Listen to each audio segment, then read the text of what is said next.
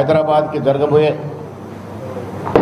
Mega GHMC ఎన్నికల్లో కూడా ఇదే రకంగా 75 నుంచి 80% సీట్లు గెలుచుకుంటాం.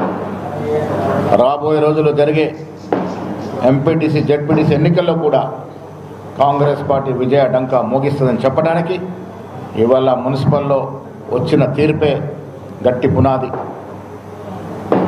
ప్రజలు కాంగ్రెస్ పక్షాన ఉన్నారు. రాష్ట్ర ముఖ్యమంత్రి పనితీరు పట్ల, మేమిస్తున్న అభివృద్ధి సంక్షేమం పట్ల తృప్తిగా ఉన్నారని మున్సిపల్ ఎన్నికల ద్వారా మాకు స్పష్టమైన మెజారిటీ ఇచ్చి నిరూపించినటువంటి మాటను కూడా మీ ద్వారా తెలియజేస్తూ మరొక్కసారి తెలంగాణ ప్రజానీకానికి ధన్యవాదాలు. Thank you.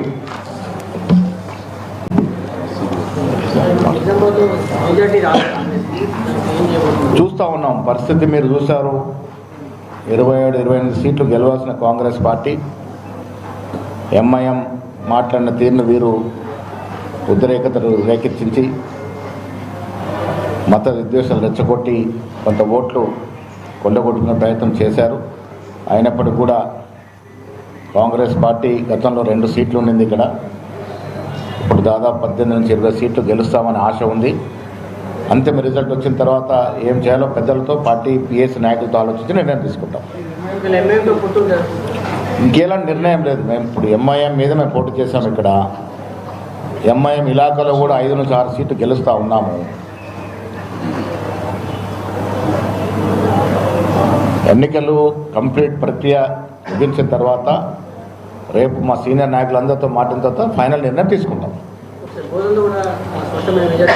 అన్నిటికీ రాష్ట్రం మొత్తం మీద అవలంబించాల్సినటువంటి స్ట్రాటజీ మీద రేపు ముఖ్యమంత్రి గారు నైట్ వస్తూ ఉన్నారు.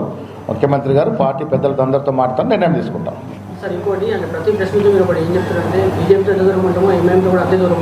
ఎస్, ఎన్నికల్లో అంతే దూరంగా ఉన్నాము.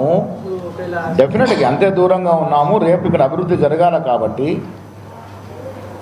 కాంగ్రెస్ పార్టీ ఇక్కడ మేయర్గా ఎన్నికవుతే అభివృద్ధికి నా స్వార్థం, నేను ఈ ప్రాంతం వాడిని కాబట్టి నా ప్రాంతం అభివృద్ధి జరగాలి కాబట్టి ఆ దశగా ఏమైనా మార్పులు చేర్పులు చేసుకోవాలంటే మొత్తం చేసుకుంటాం. ఆలోచించి తీరుతాం. ఫైనల్ తీర్పు వచ్చాక ఆలోచిద్దాం. Thank you.